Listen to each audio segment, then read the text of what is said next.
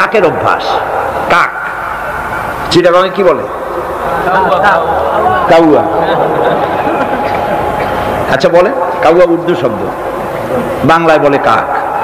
এই কাক তার খাদ্য গোপন করে কিভাবে দেখেছেন? আমি ছোটবেলায় দেখছি। কোথার থেকে খাদ্য নিয়ে আসলো চুরি করে, বা যে কোনো কায়দায় খাবার আনলো, খাবার এনে সে চালের মধ্যে অথবা কোনো তার গোপন জায়গায় ওটাকে গুজে রাখার সময় চোখ বন্ধ করে রাখে। তার ধারণা কেউ দেখলো না, চোখ বন্ধ করে রাখছে। এই সমস্ত বুদ্ধির ঢেকিগুলি তারা মনে করে নিজের জ্ঞানের উপরে তুষ্ট, আমার থেকে বুদ্ধিমান আর কে আছে? বুদ্ধিজীবী বুদ্ধি বেঁচে খায়। সুতরাং আমি তার নিজস্ব বুদ্ধি এবং বিচক্ষণতা এগুলি কি চূড়ান্ত মনে করে এর পেছনে তারা লেগে থাকে। এটা হচ্ছে তাদের ৪র্থ নম্বরের মাহবুব। এখানে সত্য এবং সততার কোনো বালাই নাই, এখানে ন্যায় বিচার এবং ন্যায় নিষ্ঠা পরোপকারিতার কোনো বালাই নাই। মদ, জুয়া, বেশ্যাবৃত্তি, ব্যভিচার, চুরি, প্রতারণা, ডাকাতি, শয়তানি, বদমাশি, এখানে সব চলে। এখানে কোনো মানবতার প্রশ্ন নাই। এই 4টি খোদায় তারা বিশ্বাসী, যারা নাকি পার্থিব ইমানে ইমানদার। আর যারা ধর্মীয় ইমানে ইমানদার তারা হচ্ছেন আল্লাহ এবং পরকালে বিশ্বাসী। এখন এই কথাটা মনে রাখতে হবে যে ইমান এমন এক বিষয় যা আবার মৌখিক দাবি করলেই হয় না। কেউ যদি পড়ে লা ইলাহা ইল্লাল্লাহ, মুসলমান কি হয়ে গেল? বলেন আপনি, ফতোয়া দেন হয়ে গেল? খেরাতনে গর কে বিদিয়া লা ইলাহা ইল্লাল্লাহ তো क्या हासिल, दिलो निगाह मुसलमान नहीं तो कुछ भी नहीं। খেরাতনে গর কে বিদিয়া লা ইলাহা ইল্লাল্লাহ, মুখে আসলো আর স্বতঃস্ফূর্তভাবে বলে ফেললো লা ইলাহা ইল্লাল্লাহ তো क्या हासिल, এতে কিছু এর দ্বারা কোনো উপকার হলো না। দিল নিগাহ মুসলমান হি তো কুছ ভি নেহি, অর্থাৎ তার মন, তার মস্তিষ্ক লা ইলাহাকে বিশ্বাস করলো না, আমল করলো না। এই কালেমা পড়ার কোনো দাম নাই। এবার আল্লাহর ভাষায় শুনুন, আল্লাহ রাব্বুল আলামিন বলেন وَمِنَ النَّاسِ مَن يَقُولُ آمَنَّا بِاللَّهِ وَبِالْيَوْمِ الْآخِرِ وَمَا هُمْ بِمُؤْمِنِينَ। আল্লাহ রাব্বুল আলামিন বলছেন, লোকেদের মধ্যে এমন অনেক লোক আছে যারা মুখে বলে আল্লাহর উপর ঈমান এনেছি, পরকালকে বিশ্বাস করেছি। আল্লাহ বলেন ওমা হুম বিমুমিনিন, এরা মুমিন না। আল্লাহ কি বলছেন খুব লক্ষ্য করেন। একদিকে মুসলমান হইতে হলে বিশ্বাস করতে হবে কি আল্লাহর পরকাল, রাসূলের উপর ঈমান, এগুলি করতে হবে। একটা লোক ঘোষণা করলো যে আমি আল্লাহ এবং পরকালকে বিশ্বাস করি, এরপরে আল্লাহ পাক বলছেন ওমা হুম বিমুমিনিন, এরা মুমিন না। কারণ এই কথাগুলি তার মুখের মনের কথা না। সে ব্যক্তি, এরকম ব্যক্তি এ মাহফিলও থাকতে পারে, যদি থাকে আল্লাহ রাব্বুল আলামিন তাকে হেদায়েত নসিব করে দিন, আমরা বলি আমিন। সে লোকটিকে আমি আলোচনা করলে আপনি নিজেই বুঝতে পারবেন, যার ভুল তার কাছে ধরা পড়বে। আয়নার সামনে দাঁড়ালে পরে আয়না সব বলে দেয়, ঠিক কি না?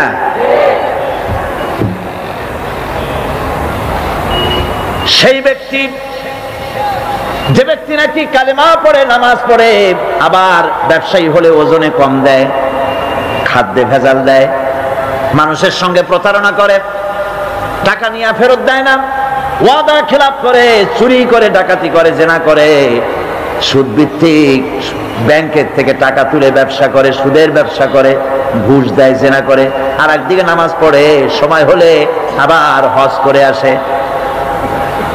এরকম মানুষ আছে না নাই? এই ধরনের মানুষগুলি ইহরামের কাপড় পরে, হজের নিয়ত করে, জিদ্দায় পা রেখে যখন বলে লাব্বাইক আল্লাহুম্মা লাব্বাইক লাব্বাইক লা শারীকা লাকা লাব্বাইক ইন্নাল হামদা ওয়ান নি'মাতা লাকা ওয়াল মুলক লা শারীকা লাক, লাব্বাইক আল্লাহুম্মা লাব্বাইক, আয় আল্লাহ প্রভু হাজির, প্রভু আমি হাজির, হে আমার রব তোমার গোলাম হাজির। বান্দা বলে আয় আল্লাহ গোলাম হাজির। গায়েব থেকে আওয়াজ আসে, আল্লাহর পক্ষ থেকে বলা হয় লা লাব্বাইকা ওয়ালা সাদাইক। বান্দা বলছে আমি উপস্থিত মাবুদ, আর মাবুদ বলছে আমি তোমার উপস্থিতিকে গ্রহণ করলাম না। তুই বলছো হাজির, আমি বলছি তুমি অনুপস্থিত, তোমার উপস্থিতি আমি গ্রহণ করলাম না। কারণ কারণ তুমি যে টিকিট করে আসছো ওইটা হারাম টাকা, যে রামের কাপড় পরেছো ওইটা হারাম টাকা দিয়ে কেনা, মক্কা মদিনায় যে খরচ করবে, তাবুতে থাকবে, বাস ভাড়া দেবে, যা খাবে, জায়নামাজ কিংবা তসবিহ কিংবা মার্কেটিং করার জন্য যে টাকা আনছো সব হারাম। তোমার গায়ের গোশত হারাম, তোমার গায়ের রক্ত হারাম। হারাম খেয়ে পেটটারে সাইজ মতো বানাইছো, এরকম করে হারামের টাকা দিয়া হজ করতে এসেছো, তোমার উপস্থিতি আমি গ্রহণ করলাম না। নাউজুবিল্লাহ। সুতরাং মুমিনের দাবি করলেই হবে না, ঈমানের দাবি করলেই হবে না, কাজে তা প্রমাণ করতে হবে। সেটা কি? সেটা হচ্ছে ইন্নাল্লাযীনা ক্বালু রাব্বুনাল্লাহু সুম্মা ইসতাকামু তাতানাজ্জালু আলাইহিমুল মালাইকা। নিশ্চয় যারা বলে আমাদের রব আল্লাহ, অতঃপর এই কথার উপরে সে দৃঢ়পদ থাকে, ফেরেশতাগণ তার প্রতি ফেরেশতা অবতীর্ণ হয়, অর্থাৎ আল্লাহর রহমত তার উপরে নাজিল হয়। যে ব্যক্তি ঈমানের দাবি করে ঈমানের উপরে টিকে থাকে, আল্লাহর রহমত তার উপরে নাজিল হতে থাকে। ঈমান আনাই শুধু মুখে দাবি করাই শেষ কথা নয়, ঈমান আনার পর ঈমানের উপরে টিকে থাকা সবচেয়ে বড় কথা। ঈমানের উপরে টিকে থাকতে হবে। ঈমান হচ্ছে শান্তি এবং সমৃদ্ধির চাবিকাঠি। আমরা কি শান্তি চাই? যারা বলেন চাই, সেই শান্তি কি চুক্তি করে পাওয়া যাবে? অশান্তি আরো বাড়বে, অশান্তি আরো বাড়বে। চুক্তি করে শান্তি হয়, তবে হ্যাঁ হয় যদি তা কোরআন কেন্দ্রিক হয়। গতকাল সে আলোচনা হয়ে গেছে। আমরা যদি দেশে শান্তি চাই, দেশে যদি সমৃদ্ধি চাই, তাহলে তার চাবিকাঠি হতেছে ঈমান।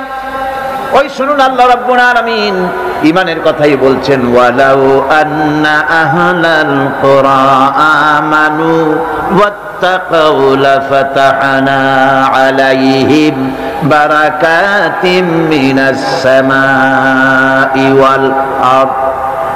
ওয়ালাউ আন্না আহলাল কুরা আমানু ওয়াত্তাকাউ, দেশের লোকেরা যদি আমার উপর ঈমান আনে, কে বলতেছেন?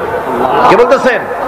দেশের লোকেরা যদি আমার উপর ঈমান আনে আর আমাকে ভয় করার নীতি যদি অবলম্বন করে চলে, তাহলে আমি আল্লাহ রাব্বুল আলামিন ওই দেশের মানুষের জন্য আকাশের আর জমিনের সব বরকতের দরজা আমি আল্লাহ খুলে দেব।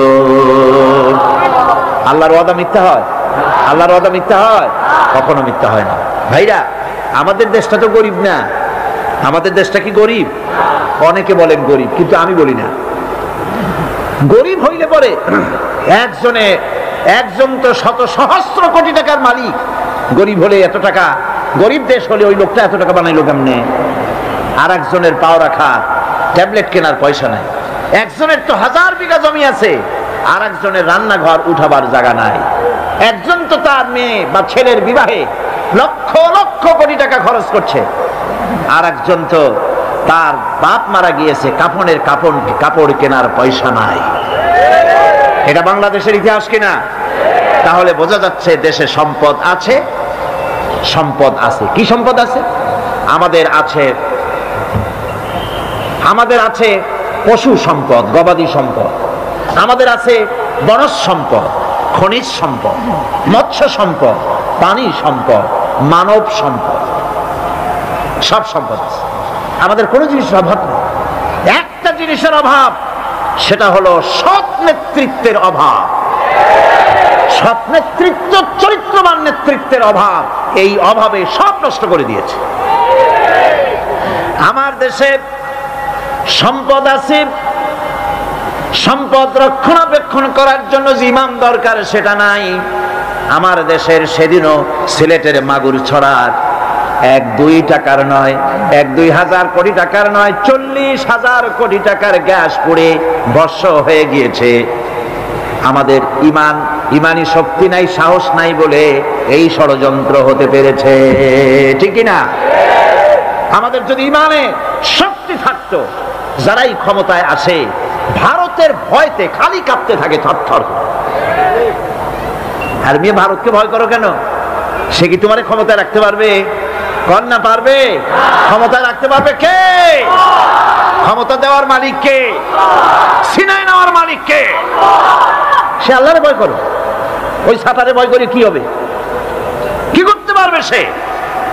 ওর শত শত কোটি, ওর 100 কোটি মানুষের সিনায় হিম্মত নাই।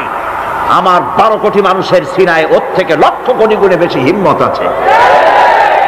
সেই হিম্মতটা কি? সেটা কি? তাওহীদ কি আমানত सीनों में है हमारे, तौहीद की अमानत सीनों में है हमारे, मुमकिन नहीं मिटाना नाम निशान हमारा।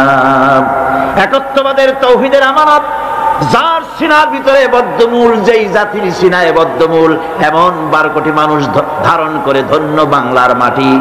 কারো হুমকিতে, কারো চক্ষু, রাঙ্গা চক্ষু, রক্ত চক্ষু দেখে এই জাতি নিশ্চিহ্ন হতে পারে না। মুমকিন নেই মিটানা নাম নিশান হামারা, আমার অস্তিত্বকে খতম করে দেয় এ শক্তি কারো নাই পৃথিবীর বুকে। তবে মুনাফিক হলে খতম হয়ে যেতে হবে। কি হলে খতম হবে? মুনাফিক হলে। ইমানদার হলে টিকে থাকতে পারবে। আমার দেশে সম্পদ রয়েছে, সম্পদের কোনো অভাব নাই, সম্পদে ভরপুর আমার দেশ। আমার দেশে যেখানে গ্যাস আছে সেখানে তেলও আছে। মাঝে মধ্যে তেলের কূপ উচ্চারিত হয়। ভোলা, বাখরাবাদ, সিলেটের হরিপুর তেল মাঝে মধ্যে ওঠে। আল্লাহ পাক একটু একটু দেখান তেল আছে, তেল আছে। তেল তোরা পাবি যদি ইমানদার হও। মাটির তেল বেরিয়ে আসবে, নিয়ে কুলাইতে পারবি না।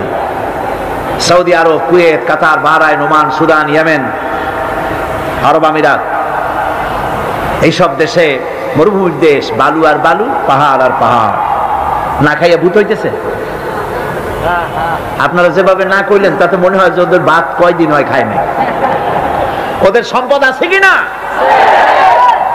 আমার বন্ধুগণ, মরুভূমির তলা দিয়া বিশ্বনবী রাসূল করিম সাল্লাল্লাহু আলাইহি ওয়াসাল্লামের কদম মোবারক যেই মরুভূমিতে পড়েছে, ওই কদম মোবারকের বরকতে মাটির তলা দিয়া, বালুর তলা দিয়া আল্লাহ সোনা বার করে দিয়েছে।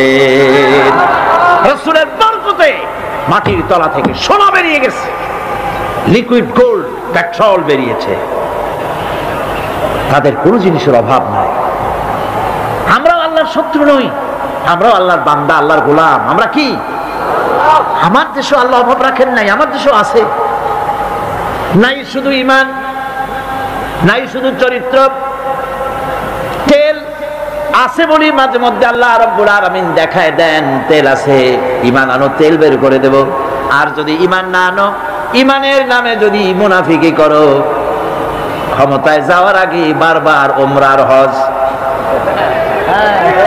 ধর্মের নামে হজ, আর সংস্কৃতির নামে ধর্ম আমদানি করার জন্য, মানুষকে বিভ্রান্ত করার জন্য মক্কা মদিনায় দৌড়াদৌড়ি, আর সংস্কৃতি আমদানির জন্য গয়া কাশীতে দৌড়াদৌড়ি। এই যদি অবস্থা হয়ে যায়, মাটির তেল বের হবে না। এই মুনাফিকি যারাই করে তাদের তেল আল্লাহ বের করে দিবে। পারবেন কিনা? পারবেন কিনা? 1000 বার পারবেন। ফাআলুল লিমা ইউরিদ, যা খুশি তিনি তাই করেন, ঠিক কিনা? যা খুশি তিনি তাই করেন। আমার কাছে 2টা দেশের দৃষ্টান্ত আছে। একটা হচ্ছে রাশিয়া, আর একটা হচ্ছে আমেরিকা। রাশিয়ার জনগণ বলছিল দেয়ার ইজ নো গড। রাশিয়ার সরকার এবং তার পূজারীরা তারা বলেছিল দেয়ার ইজ নো গড, স্রষ্টা বলতে কেউ নাই। কারে চ্যালেঞ্জ করলো? বোঝেন বোঝেন কথা বোঝেন? কারে চ্যালেঞ্জ করলো? সরাসরি আল্লাহ কি চ্যালেঞ্জ করে বসছে? সাহস করে আল্লাহ না, আল্লাহ যেন চ্যালেঞ্জটা গ্রহণই করলেন। ইতিহাসের পাতার দিকে যদি তাকাই, লক্ষ্য করে দেখতে পাই আল্লাহ যেন এটাকে চ্যালেঞ্জটাকে গ্রহণই করে ফেললেন। সেখানে দেখা গেল যে লোকটা বলল দেয়ার ইজ নো গড, স্রষ্টা বলতে কেউ নাই, ধর্ম একটা আফিম, এই জাতীয় বক্তব্য যে লোক রাখলো সেই লোকটার বিরাট 20 ফিট উঁচা আর 50 টন ওজনের মূর্তি, ব্রোঞ্জ দিয়ে বানানো মূর্তি। লেনিনের এই মূর্তিটা যখন কোনো যুদ্ধ হলো না, কোনো মারামারি নাই, কোনো যুদ্ধ নাই, মারামারি ছাড়া, যুদ্ধ ছাড়া, সংঘর্ষ ছাড়া যারা বলল দেয়ার ইজ নো গড, স্রষ্টা বলতে কেউ নাই, আল্লাহ বলতে কেউ নাই, এই দেশটাকে, সোভিয়েত ইউনিয়নকে আল্লাহ রাব্বুল আলামিন গজব দিয়া টুকরা টুকরা করে দিলেন। এটা ইতিহাস না মিথ্যা? এটা গল্প না বাস্তব? সোভিয়েত ইউনিয়ন টুকরা টুকরা হয়ে গেল। এখন মূর্তিটার দশা হবে কি?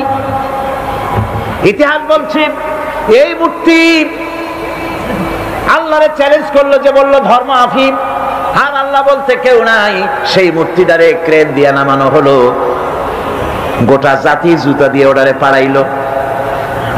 এই জন্য মূর্তি পূজা যারা করে, মানুষকে উঁচা বানাবার জন্য, শ্রেষ্ঠ বানাবার জন্য প্রাণান্ত যারা করে, ইতিহাস সাক্ষী দেয় এগুলি রব্বুল আলামিন ডাস্টবিনে নিক্ষেপ করে দেন। মানুষের জন্য নয়, প্রশংসা করো আল্লাহ। মূর্তিটারে পাড়াইলো গোটা জাতি। সরকার এই মূর্তি বিক্রি করার জন্য টেন্ডার কল করলো, বলল দুনিয়াকে জানালো বেশি টাকা যে দিবে এতগুলি ব্রোঞ্জ আমরা করবোটা কি, আমাদের গরিব দেশ, একটু পয়সা করি হোক, কেউ দয়া করে এটারে কিনে নিয়ে যাও। লেনিনের মূর্তি যেদিন ফালায় দেওয়া হলো সেদিন থেকে নিয়ে পর্যন্ত কতগুলি বছর চলে গেল, আজ পর্যন্ত পৃথিবীতে একটা মানুষ পাওয়া গেল না যে একটা টাকা দিয়ে এই শয়তানদারে কেউ কেনে। একটা টাকার একজন খরিদ্দার মেলে নাই। গত 3 দিন আগে পত্রিকায় এসেছে, এখন সরকার সিদ্ধান্ত নিয়েছে আস্ত তো কেউ কিনলো না, এটার ভাঙবো, টুকরা টুকরা করিয়ে তারপরে দেখো কেউ কেনে নাকি, তাও খরিদ্দার।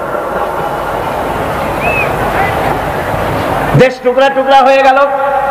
আল্লাহরে মানি না, আল্লাহ বলতে কেউ নাই, নাউজুবিল্লাহ, এই কথা যারা বললো, গোটা দেশটাকে টুকরা টুকরা করে আজ সেই দেশের মধ্যে চেচনিয়া, বজনিয়া, তাশখান, বোখারা, ওই দেশের মধ্যে দেশগুলি টুকরা করে আলাদা আলাদা দেশের অস্তিত্ব বানাইয়া তার উপরে কালেমার পতাকা আল্লাহ উড়াইয়া দিলেন। এখন চেচনিয়ার বুকে উঠতেছে লা ইলাহা ইল্লাল্লাহু মুহাম্মাদুর রাসূলুল্লাহর পতাকা। সুবহানাল্লাহ। আল্লাহ পাক বলেছেন লা ইন শাকারতুম লাযীদান্নাকুম ওয়া লা ইন কাফারতুম ইন্না আযাবি লাশাদীদ। আমার শুকরিয়া যদি আদায় করো নিয়ামতের, শুকর আমি নিয়ামত বাড়ায় দেব, আর যদি শুকর আদায় না করো মস্ত বড় শাস্তি দেব। ওরা নিয়ামতের শুকর আদায় করে না, আল্লাহ শাস্তি দিয়ে দিয়েছেন। আমেরিকা শুকর আদায় করছে কিভাবে? প্রত্যেক বছর নভেম্বর মাসের শেষ বৃহস্পতিবার 29শে নভেম্বর তারা একটা ডে অবজার্ভ করে, থ্যাঙ্কস গিভিং ডে। ওরকম একটা দিনে আমি ওখানে ছিলাম। আমি জিজ্ঞেস করলাম কি থ্যাঙ্কস, কারে থ্যাঙ্কস দাও? ওরা বলে যে গড আমাদের সারা বছর খাওয়ায় পড়ায় আরামে রাখে, এত বড় একটা দেশ গড আমাদের দিছে, এই জন্য গডের অন্তত একটা দিন হলেও একটু থ্যাঙ্কস দেওয়া দরকার। সেজন্য তারা ওই দিনটাকে থ্যাঙ্কস গিভিং ডে অবজার্ভ করে।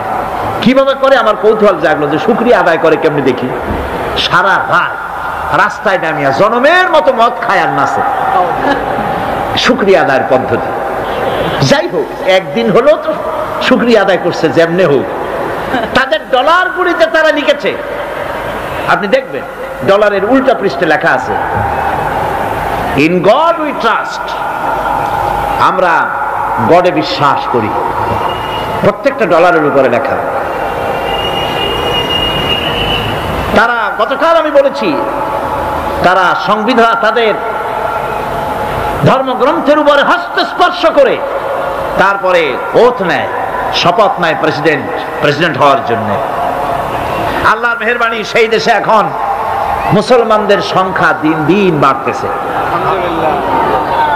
আমি যখন 1982 সনে সর্বপ্রথম আমেরিকা সফর করি, তখন আমি সেখানে দেখেছি মসজিদ ছিল গোটা 3 নিউ ইয়র্ক সিটিতে গোটা 3 মসজিদ। আর এই বছর সফর করলাম আমেরিকায়, এখন জেনে আসলাম শুধু নিউ ইয়র্ক সিটিতে মসজিদের সংখ্যা 700 ছাড়াই গেছে। মাদ্রাসা হচ্ছে, মসজিদ হচ্ছে, ইসলামের বুলবালা হচ্ছে। ইসলামকে যারা মহব্বত করে ভালোবাসে, আল্লাহ তাদের ভালোবাসে।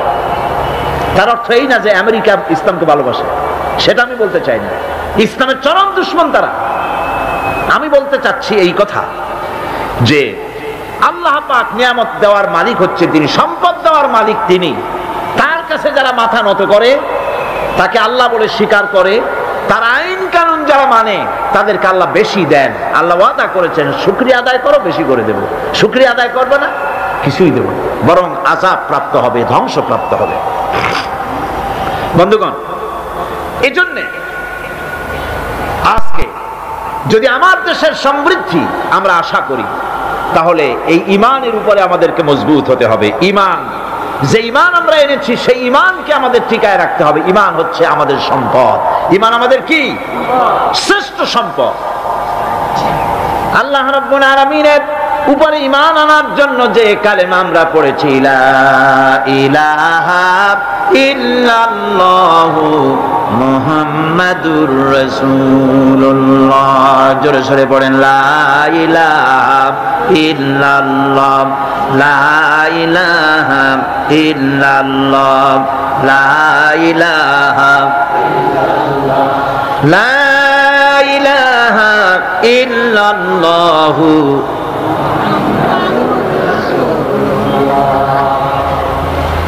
এই কালেমাটাও বুঝি না। ঈমান এনেছে ঠিক, কিন্তু কালেমা আমার কাছে কি দাবি করে আমরা তা জানি না। লা ইলাহা, এটা অত্যন্ত বিপ্লবাত্মক কথা, এর চাইতে রিভলিউশন সৃষ্টিকারী কথা পৃথিবীতে আর নাই। আপনি কি বলছেন? আপনি কি হুশের সাথে বলতেছেন? আপনি কি জানেন আপনি কি বলতেছেন? আপনি বলছেন লা ইলাহা, কোন ইলাহা নাই, আইনদাতা নাই, বিধানদাতা নাই, শাসনকর্তা নাই, মালিক নাই, খালেক নাই, রাজ্জাক নাই, কেউ নাই, ইল্লাল্লাহ, আল্লাহ ছাড়া। আল্লাহ ছাড়া কেউ নাই। কারো আইন মানি না, কারো বিধান মানি না। এটা কি সহজ কথা?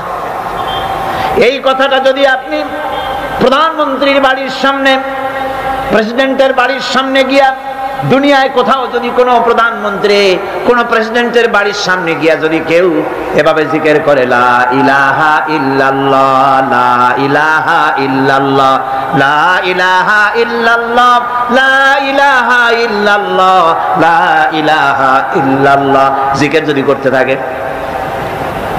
দুনিয়ার সেই প্রধানমন্ত্রী, প্রেসিডেন্ট মুসলমান হলে সঙ্গে সঙ্গে বলবে দারোয়ানকে, লোকদের বলবে ওরে নিয়ে আসো, হুজুরে নিয়ে আসো, ভিতরে ভিতরে এনে বসতে দাও, খাইতে দাও।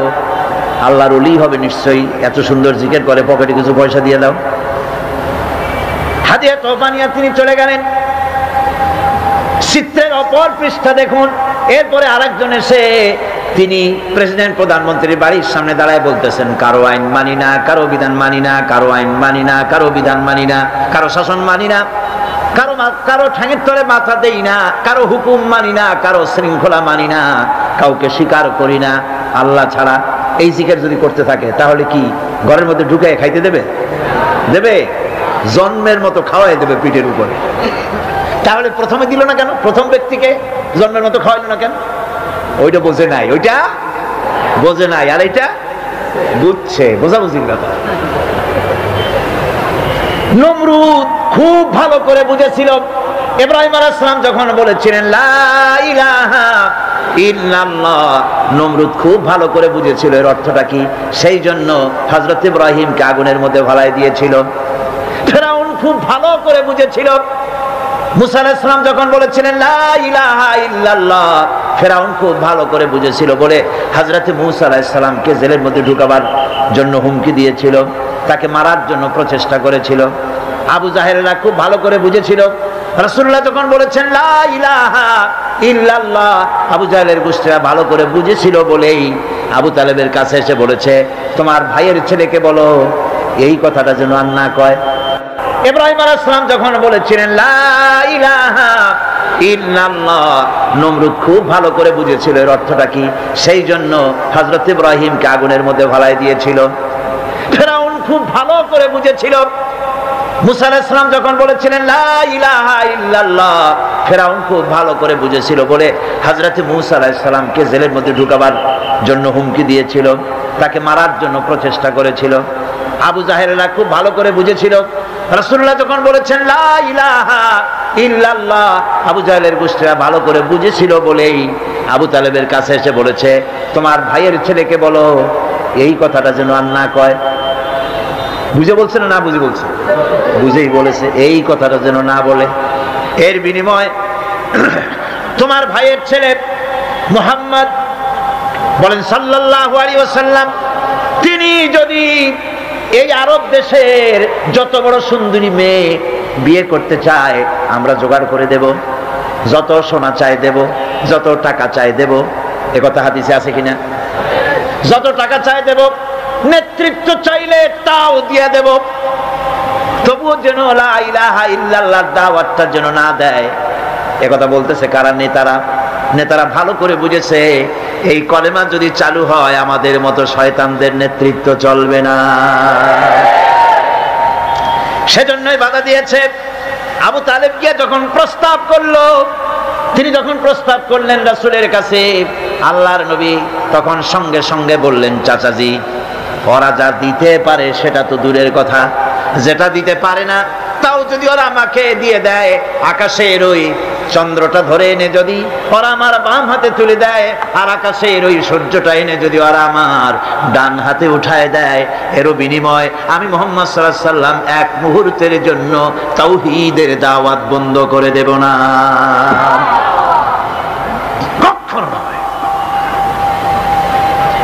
এ কালেমা বিপ্লবী কালেমা।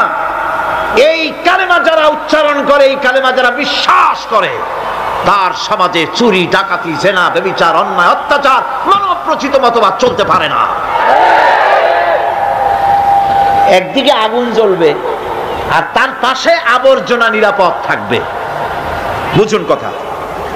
এখানে আগুন, এই গ্লাসটা কি ধরুন আগুন জ্বলতেছে, চতুর্পাশে এই ধরনের কিছু আবর্জনা আছে, নিরাপদ, জ্বলে না, তাহলে বুঝতে হবে ওটা আগুন না। এটা কি? আগুন না। আগুনের নামে যাকে বুঝতেছি ওটা ভেলকি, ওটা আসলে আগুন না। আগুন হলে তো আবর্জনা পুড়তই। মুসলমান নামের যত মুসলমান আমরা চোখে দেখি আর মুসলমান বলে দাবি করি, আসলে মুসলমান যেমন হওয়া উচিত আমরা তেমন হতে পারি নাই। যদি পারতাম তাহলে কুফর আর বিদআত, শিরক আর চুরি আর ডাকাতি, জেনা, ব্যভিচার, এই আবর্জনাগুলি মুসলমান দেশে থাকার কথা ছিল না। এগুলো নির্মূল হয়ে যেত যদি সত্যিকারের মুসলমান হইতাম। ওই যে ইন্দোনেশিয়া মুসলমানদের, পৃথিবীর মুসলমানদের সংখ্যাগরিষ্ঠতার দিক থেকে 1 নম্বর হলো ইন্দোনেশিয়া, 2 নম্বরে আমরা। সেখানে কি এমনি মুসলমান আগের থেকে ছিল না? সাহাবায়ে কেরাম ব্যবসা করার জন্য, আরব মুসলমানেরা ব্যবসা করার জন্য তারা ইন্দোনেশিয়া এলেন, চায়না গেলেন, রাশিয়া গেলেন। এই সব মুসলমানদের ওঠা বসা, চলাফেরা, ব্যবহার, লেনদেন দেখে দেখে এই মানুষগুলি তাদের শুধু চেহারা দেখে, তাদের আলাপ দেখে, তাদের ওঠা বসা দেখে, তাদের লেনদেন দেখে, তাদের ব্যবহার দেখে, তাদের আমানতদারি দিয়ানাতদারি দেখে আর কোরআন পড়া লাগে নাই, শুধুমাত্র মুসলমান দেখে তারা বলেছে লা ইলাহা ইল্লাল্লাহু মুহাম্মাদুর রাসূলুল্লাহ। এই শান্তি তো চাই। এই মুসলমানগুলির যেমন দেখি, এটাই হলো আসল। তারা ইসলাম কবুল করেছে। আজ আমার দেখে তো কেউ মুসলমান হইতে চায় না। মদিনা মুনাওয়ারায় রাসূলুল্লাহ ইসলামী আন্দোলনের শেষ পর্যায়ে, নবুয়তের শেষ পর্যায়ে, হুজুরের বিদায়ের আগে, মদিনার 8 বছর চলে যাওয়ার পর আর কোনো কাফের ছিল না যারা শত্রুতা করলো। তারা দেখলো খামোখাই শত্রুতা করেছে এই লোকটির সাথে, ধর্মের শত্রু মনে করেছিলাম, আসলে তো ভালো মানুষ, আমাদের কারো কোনো ক্ষতি করে নাই, বরং আমরা এখন দরজা খুলে ঘুমাতে পারি, নারীরা একাকিনী যাতায়াত করতে পারে, কারো সাহস নাই চোখ তুলে তাকায়, কেউ মানুষকে হত্যা করে না, চুরি করে না, ডাকাতি করে না, বৃদ্ধদেরকে সম্মান দেওয়া হয়, যুবকদেরকে বেকার ভাতা দেওয়া হয়, শিশুদেরকে খাবার দেওয়া হয়, এমন সুন্দর সমাজ তো পৃথিবীতে আর দেখি নাই। সঙ্গে সঙ্গে লোকগুলি ইসলাম কবুল করতে লাগলো। আল্লাহ পাক তখন নাজিল করলেন, ইযা জাআ নাসরুল্লাহি ওয়াল ফাতহ ওয়ারাআইতান নাসা ইয়াদখুলুনা ফি দীনিল্লাহি আফওয়াজা ফাসাব্বিহ বিহামদি রাব্বিকা ওয়াস্তাগফির ইন্নাহু কানা তাওয়াবা। ইযা জা নাসরুল্লাহি ওয়াল ফাতহু, আল্লাহর পক্ষ থেকে যখন বিজয় আসবে, ইসলামের যখন চূড়ান্ত বিজয় আসবে, তখন নবী ওয়ারাইতান নাসা ইয়াদখুলুনা ফি দীনিল্লাহি আফওয়াজা, তখন তুমি দেখতে পাবে দলে দলে লোক ইসলামের মধ্যে প্রবেশ করছে। সুবহানাল্লাহ। রাসূলুল্লাহ নবুয়তের শেষ যুগে এসে মদিনায় দেখা গেল আশেপাশে আর কাফের বলে কেউ নাই, সব পড়েছে লা ইলাহা ইল্লাল্লাহু মুহাম্মাদুর রাসূলুল্লাহ। আজ আমরাও যদি ঈমানের বলে বলিয়ান হই, আমরাও যদি ঈমানের বলে বলিয়ান হয়ে সত্যকে উঁচু করে ধরি, যদি ঈমানের উপরে মজবুত হই, আমানতকে খেয়ানত না করি, মিথ্যে কথা না বলি, ওজনে যদি কম না দেই, আমরা মনে করি মসজিদ হলো ধর্মের জায়গা, আর বাইরে যা মোল্লা তাই করি। মসজিদেই আল্লাহর কথা মতো চলবো, আর বাইরে আমার নিজের মতো, এটার নামই ধর্ম নিরপেক্ষ। এটার নাম কি? এই হলো কুলক্ষণ, কুদশা।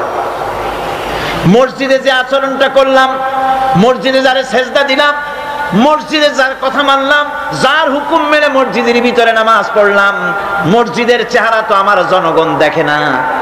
ভালো করে শোনেন, মসজিদে কি করলাম তা তো জনগণ দেখে না।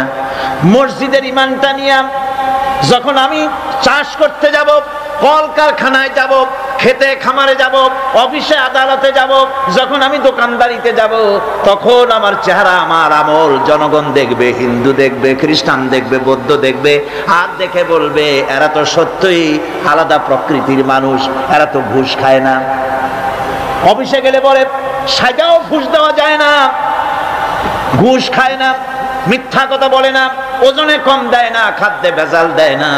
এই দৃশ্য যখন দেখবে, মানুষ থেকে আলাদা একটা স্বতন্ত্র মানুষ হিসাবে যখন দেখবে, আপনার আর তাফসীর করা লাগবে না, আপনার আর ওয়াজ করা লাগবে না, শুধু আপনারে দেখেই অন্য জাতি পড়বে লা ইলাহা ইল্লাল্লাহু মুহাম্মাদুর রাসূলুল্লাহ।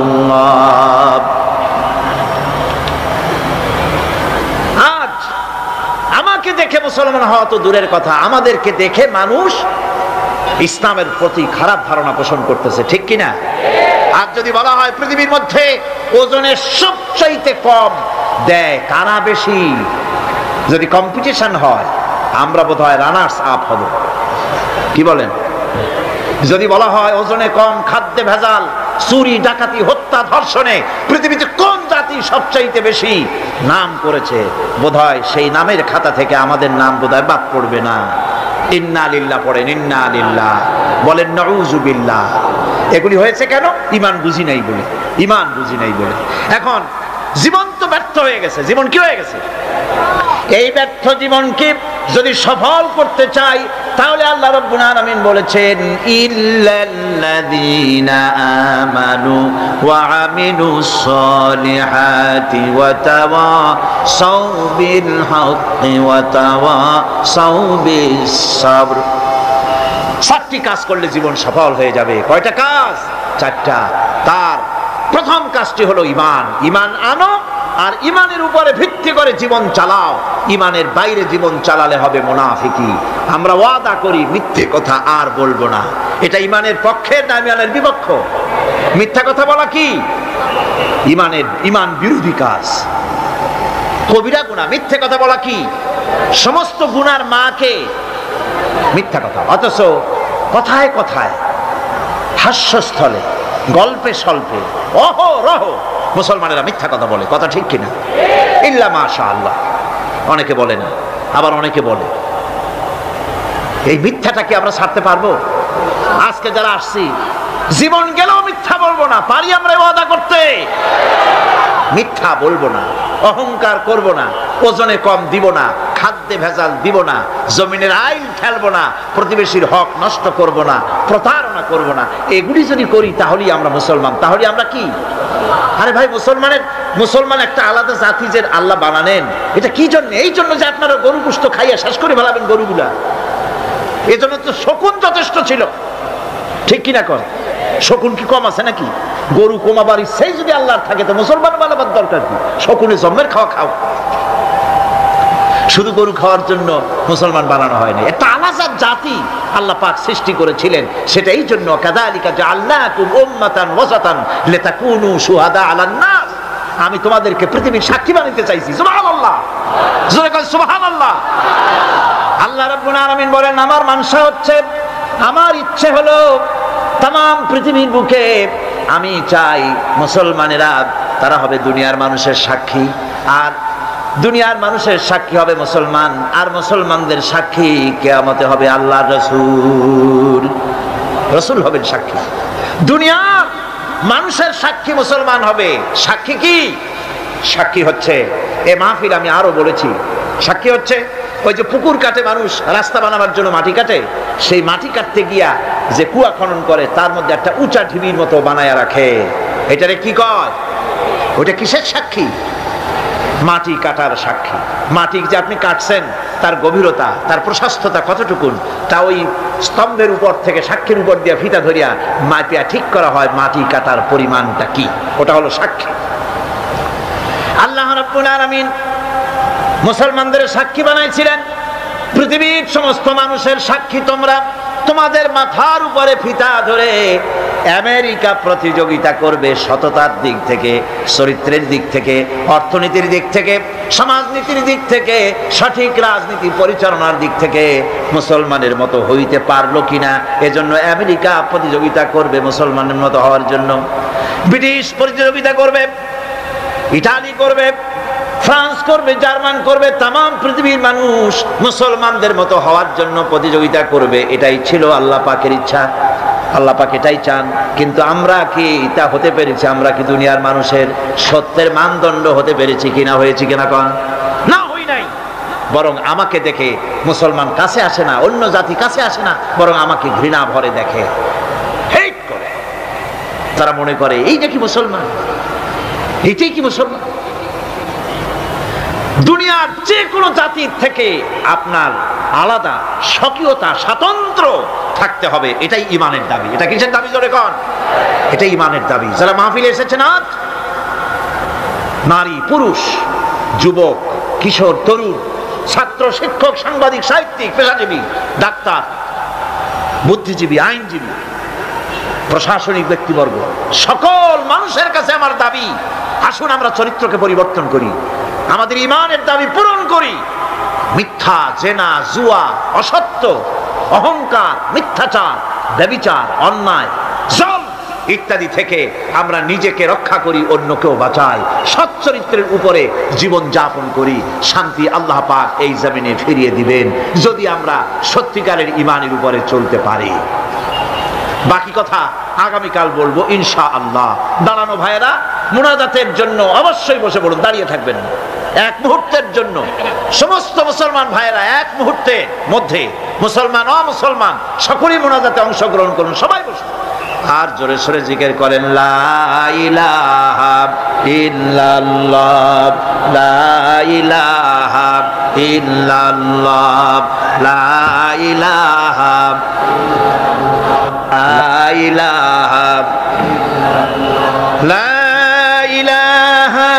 ইল্লাল্লাহু মুহাম্মাদুর রাসূলুল্লাহ। দাঁড়ালেন কেন ভাই? আমি তো মুনাজাতের কথা বলছি আপনাদের সামনে, আপনারা দাঁড়াইছেন কেন? বসেন, এরকম করবেন না। আপনাদের এই মাহফিলের ছবি অডিও ভিডিও হয়ে সারা দুনিয়ায় ছড়ায়। মানুষেরা আপনাদের কি দোয়া করে জানেন? আমি তো ঘুরি সারা পৃথিবীতে, আলহামদুলিল্লাহ, মানুষেরা এই মাহফিলের উপরে এত মহব্বত রাখে, সারা বছর দোয়া করে, আর তারা আশায় থাকে এই মাহফিলের অডিও ভিডিও ক্যাসেট তাদের কাছে কবে ফিরে যাবে। এই মাহফিলের ক্যাসেট শুনে, ক্যাসেট দেখে বহু বেনামাজি নামাজি হয়েছে, বহু চরিত্রহীন চরিত্রবান হয়েছে, হাজারো সাক্ষী আমি নিজে পেয়েছি, আলহামদুলিল্লাহ। সুতরাং আপনারা শৃঙ্খলা নষ্ট করবেন না। আপনাদের এই দৃশ্য শুধু এখানে সীমাবদ্ধ থাকে না, এই দৃশ্য সারা পৃথিবীতে ছড়িয়ে যাবে। এই মাহফিলের এই অবস্থা অবশ্যই সারা পৃথিবীতে ছড়িয়ে যাবে ইনশাআল্লাহ। শৃঙ্খলা বজায় রাখেন। মুনাজাতের কথা শুনে যারা হাঁটে, প্রত্যেকদিন কে কথা বলা লাগে? মুনাজাতটা করি আমরা কি কোনো মন্ত্রীর কাছে? কন আপনারা কন। আমরা হাতটা তুলি কোনো পীর সাহেবের কাছে? কার কাছে তুলি? আর মুনাজাতের কথা শুনলে কিছু লোক আছে উঠে হাঁটা করে। আশ্চর্য কথা, এরকম বেপরোয়া হয় কি করে মানুষ? একজন মুসলমান কি করে মুনাজাতের কথা শুনে বেপরোয়া হয়? কেউ এটা করবেন না, সব যার যার জায়গায় বসুন। কোন ঘোষণা? আলহামদুলিল্লাহ, আজকে দুজন ইসলাম কবুল করবেন, একজন পুরুষ এবং একজন মহিলা। পুরুষের নাম রঞ্জিত কুমার দাস,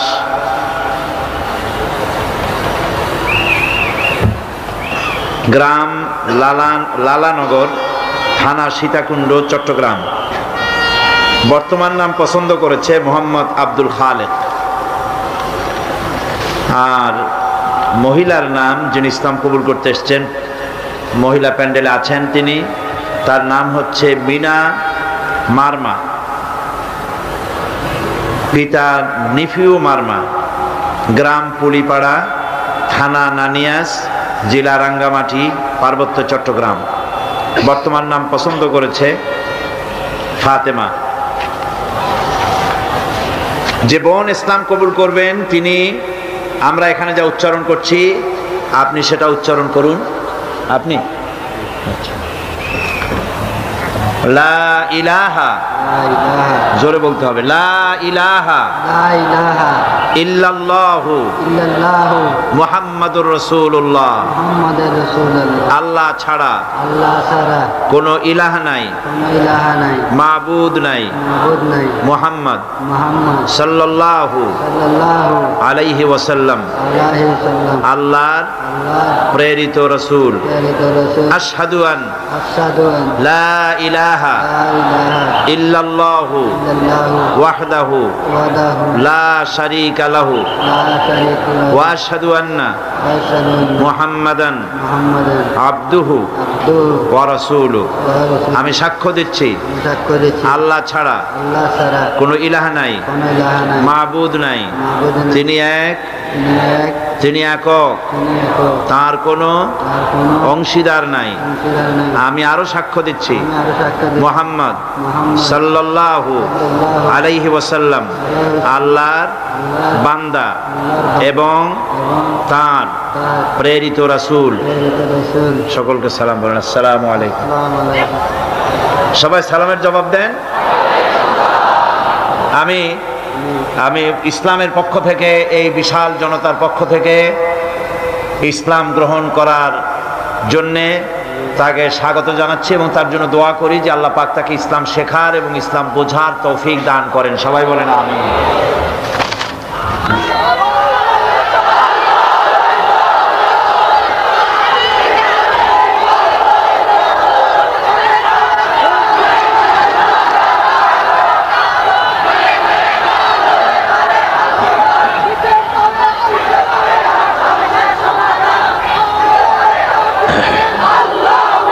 আমরা এখন মোনাজাতের দিকে যাচ্ছি। আমি আপনাদের কাছে বিশেষভাবে অনুরোধ করব, এই মাহফিলের সম্মানিত সভাপতি, ইসলামী সমাজ কল্যাণ পরিষদের সম্মানিত সভাপতি, চট্টগ্রামের তৌহিদি জনতার প্রাণপ্রিয় নেতা, আলেমে দ্বীন, শেখুল হাদিস হযরত মাওলানা শামসুদ্দিন সাহেব মাদ্দাজিল্লুহুল আলী, আল্লাহ তার প্রতি রহম করুন। সবাই বলুন আমিন। তিনি গতকাল, ওই যে সেই বছর 1989-90 যখন আমার বিরুদ্ধে পাইকারি দরে হরতাল হওয়া শুরু করলো, 144 ধারা আর হরতাল, যেখানে যাই যাওয়ার আগেই 144, আর আল্লাহর মেহেরবানি জনগণ 144 288 বানায় দিত। সেই সময়ের কথা বলছি। সিলেট নামতে পারলাম না, কোনো রকম নেমেই আবার উঠতে হলো প্লেনে। আমি সিলেটে আমাকে ঢুকতে দেওয়া হলো না। তদানীন্তন সরকার যে কামটা করলো, তো ওই মাহফিলে মাইক বিগত বছরগুলিতে, এবার সেখানে 23 বছর পড়তে হবে তাফসিরে, 23 বছর হবে এবার। তো প্রতি বছর তিনি মাইকের খরচ তিনি দিতেন, মাইক সার্ভিস তার নিজের, উনি মাইক দিতেন। আমাকে ফেরত পাঠানো হয়েছে, তাফসির মাহফিল হবে না, এই কথাটা শোনার পর তিনি বরদাস্ত করতে পারেন নাই, শোনা মাত্রই হার্ট ফেল করেছেন। থাকো ওই মজলিসে উপস্থিত সমস্ত লোকগুলিকে আমি রব্বুল আলামিন মাফ করে দিলাম, তোমরা সাক্ষী দেখো, সকলকে ক্ষমা করে দিলাম। একজন ফেরেশতা তখন দাঁড়াবেন, একজন ফেরেশতা দাঁড়িয়ে বলবে, আয় আল্লাহ, তুমি সবাইকে মাফ করে দিলে ঠিক আছে, কিন্তু অমুক, নাম নিয়ে বলবে, অমুক, সে তো কোরআন শুনতে আসে নাই, সে তো জিকির করতে আসে নাই, সে তো জিকিরের মাহফিলের উদ্দেশ্যে, কোরআনের মাহফিলের উদ্দেশ্যে আসে নাই, সে আসতেছিল এমনি এমনি আসছিল নিজস্ব কাজে। কিছু লোক দাঁড়ানো আছে, বসে আছে দেখে সেও দাঁড়ায় গেল, তারও তুমি মাফ করলে। বুখারী শরীফের হাদিসের মধ্যে লেখা রয়েছে, নবীজি বলছেন, আল্লাহ রাব্বুল আলামিন সঙ্গে সঙ্গে ঘোষণা করেন, ফেরেশতারা শুনে রাখো, এই মাহফিল সমূহে, আমার জিকিরের মাহফিলে, আমার কোরআনের মাহফিলে যারা আসে কোনদিন তারা হতভাগ্য হয় না, কোনদিন হতভাগ্য হয় না, যারাই আসে সকলকে ক্ষমা করে দেওয়া হয়। সুবহানাল্লাহ।